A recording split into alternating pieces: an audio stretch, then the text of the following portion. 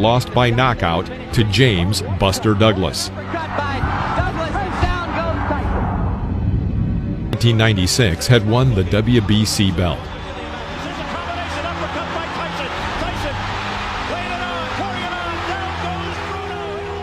However, he abandoned that belt, choosing to fight WBA champion Bruce Seldon instead of his mandatory WBC defense against Lennox Lewis. Tyson beat Seldon in just 1 minute and 49 seconds, and 2 months later he fought against Holyfield.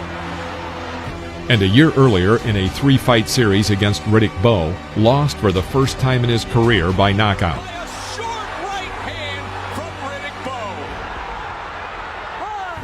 Holyfield was considered a boxer whose career was rapidly fading away, same Iron Mike as he was in the late 1980s. But still, Tyson's aura played a big role. Although many admitted that Iron Mike was a little rusty, they still believed that if anyone posed a threat to him, it certainly wasn't Holyfield. But despite all this, the excitement around the battle was colossal. The MGM Grand Arena in Las Vegas was packed to capacity, with 16,000 tickets sold, bringing in $14 million. At the time, the fight set a record for pay-per-view broadcast sales at $1.5 million, bringing an estimated $80 million. The boxers' fees were also huge. Holyfield received $12 million and Tyson $30 million.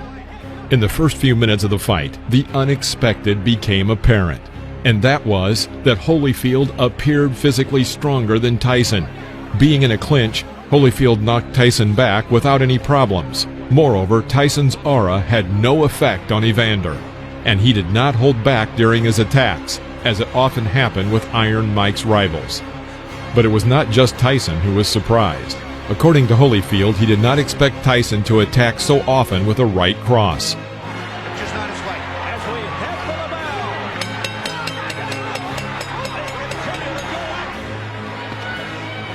In the second round, Tyson found himself in a very unusual situation. Unwillingly pressed with his back to the ropes and under the attack of an opponent, he missed an incoming hard left hook.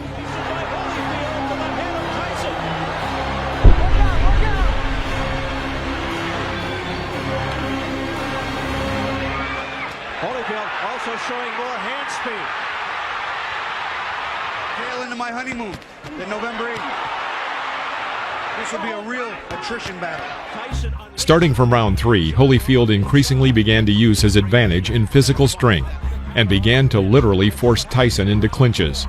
But Evander also did not forget to work at striking his target. It was at these moments that Tyson had a chance to deliver accurate attacks. But even when he succeeded, his punching power did not shock Holyfield, which was another surprise, especially against the background of the fact that Holyfield lost a year prior by a heavy knockout to Riddick Bowe.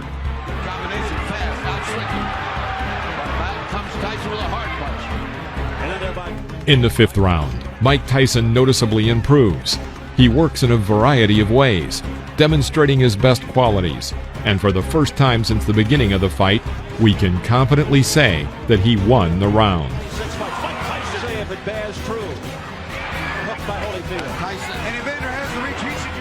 Tyson starts the 6th round aggressively, but Holyfield quickly suppresses this aggression. A little later, in an exchange at close range, their heads collide, and Tyson receives a cut above his left eye. That's a big left hook.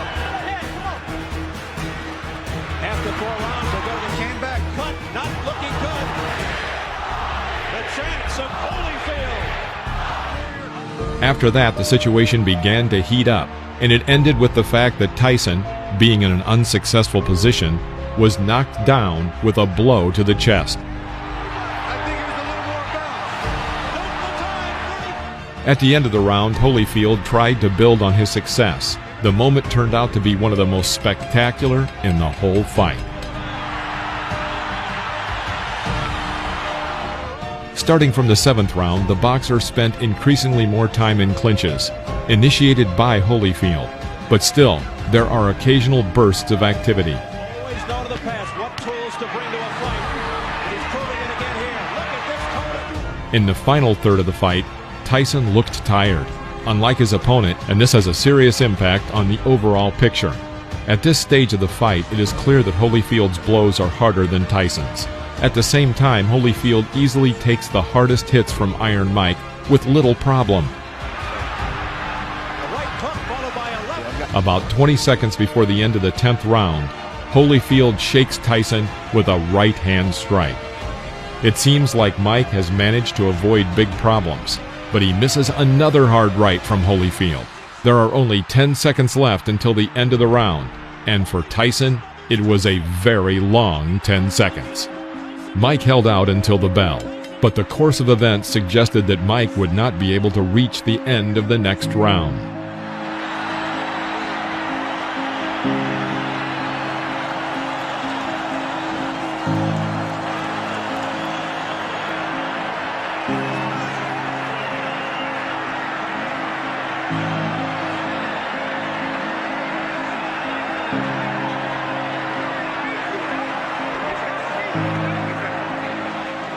Take a look.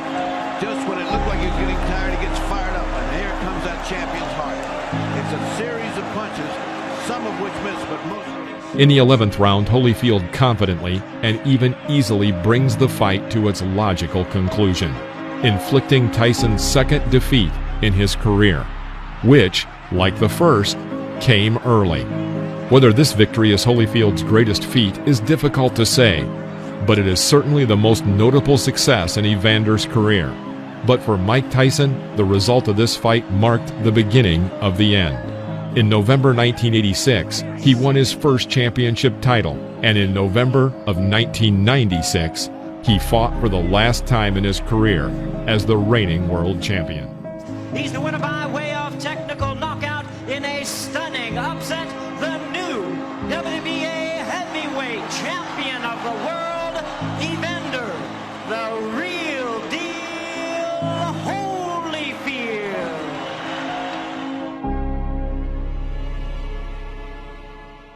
I went in there, I fought and gave my best. I was tired and just kept fighting, and I got caught in some exchange, and then he fought a hell of a fight, and I just commend you.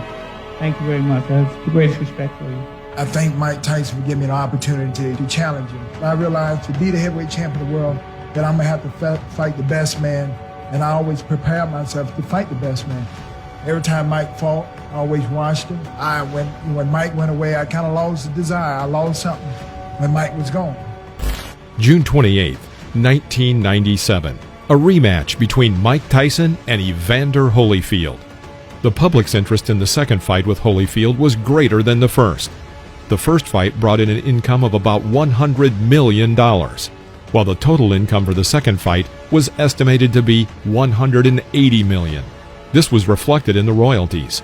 Tyson was guaranteed $30 million, and Holyfield, as the winner of the first fight and therefore the reigning champion, received $35 million. These were the largest royalties in boxing history at the time. Before the second fight, Tyson again was the favorite, but only at 2-1. One of the reasons why Tyson, now a loser by knockout, was still considered the favorite was due to the PR campaign of Tyson's team against the referee Mitch Halpern. Halpern, who worked in the first fight, allowed Holyfield to clinch quite often, while ignoring his head-forward tactics, which caused problems for Tyson. Therefore, when Tyson's manager found out that the same referee was assigned to the second fight, they forced his replacement, stating that after the first fight, Tyson was convinced that Halpern was biased against him, which in turn would affect Tyson's morale. The Nevada State Athletic Commission met them halfway, and the legendary Mills Lane was appointed to the role of the referee. Protect yourself at all times. Any questions from the challenger, chief second. Any questions from the champion, chief second. Let's get it on. The sense of anticipation as before the first fight is almost palpable. Here we go, fight 2, round 1. A straight right by Mike Tyson, shrugged off by Evander Holyfield. Mike came in with the same thing, 1-2, looking to go over the jab. And a lot of movement. By putting Mills Lane in charge of the ring, the hope was that Iron Mike would feel more at ease, and Holyfield would be limited in the behavior that Tyson felt influenced the first fight. Indeed, Lane broke the first clinch that Holyfield tried to use, and reprimanded him, allowing Mike to be agile and dynamic at the beginning of the fight. pushed back. It seemed that this match was really a new confrontation and not merely a continuation of the 1996 battle. Then, 45 seconds before the end of the round, Evander went on the attack and shook Tyson. Iron Mike tried to answer, but his initial agility seemed to evaporate under Holyfield's attacks. Mike hit him back with the left hook. This is going to be a war. What a first round! He was in trouble there. He shook Tyson. He shook him. The sixth round of the first. At the end of the first round, it was sad to watch a different Mike Tyson slowly return to his corner. At the beginning of the next round, it seemed that Mike pulled himself together and started the round quite briskly. However, there was a serious clash of heads, from which Tyson received a cut.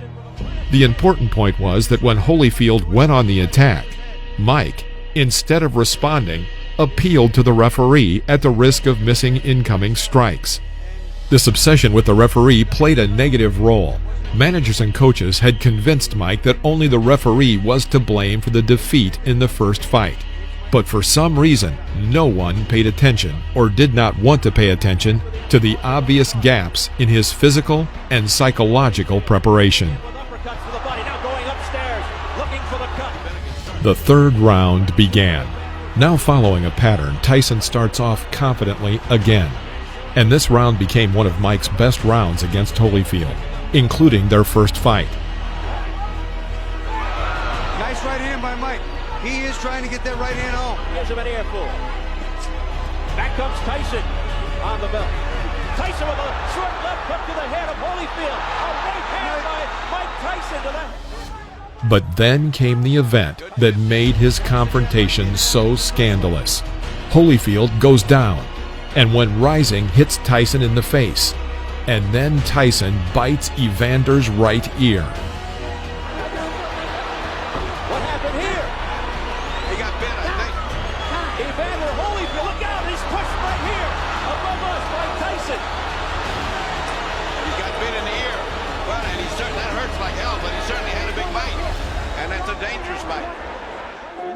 The referee deducted 2 points from Tyson, and Mike tried to convince him that the opponent's bloody ear was the result of a blow and not a bite. Lane replied that this excuse was nonsense.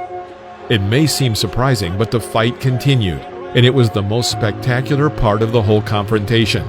But unfortunately, it was short, because Tyson could no longer be stopped, and he bit Holyfield again, this time on the left ear, but with less damage to the ear.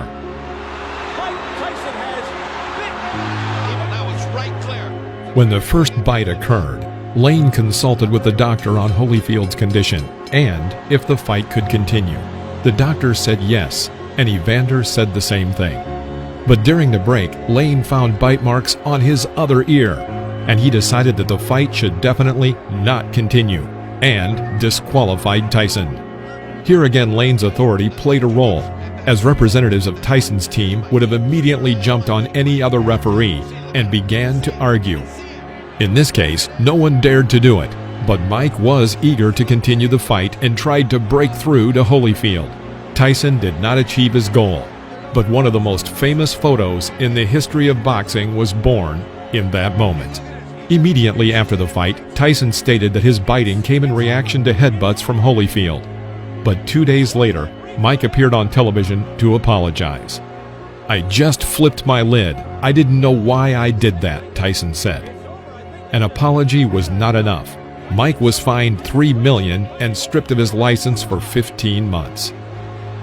In addition to the end of the Tyson-Holyfield confrontation, several eras ended at once that day. If anyone was in doubt, it was now obvious that the era of Mike Tyson had come to an end. It also spelled the end of the era of Don King as the most influential man in boxing, as this fight was his last with Tyson. After that, a long-term trial between Tyson and King began, and King's influence began to rapidly weaken. Mills' Lane career was ended too. This fight was the last mega fight of his career. After that, he worked on 16 more fights, but not one of them could even come close to the fight between Tyson and Holyfield. Mills, why did you stop the fight? Because of the first bite on the ear or the second? The second one. The first one was a foul. I took 2 points. The doctor said he could continue. So I let it continue. And he beat him on the other ear. I told him, I said, one more time like that, that's it. You're gone. I told them both. Knocked the rough stuff up. And he bit him again. I said, that's it, you're gone. As Holyfield leaves the ring, the condition of the ear, could he have continued? And did you disqualify him because of the foul or because he couldn't continue? Oh, no, I disqualified Tyson for the second foul. I told him, do not do that again. You do, you're gone. So he could have continued. The physical condition of Evander Holyfield was such of you that he could have continued had he not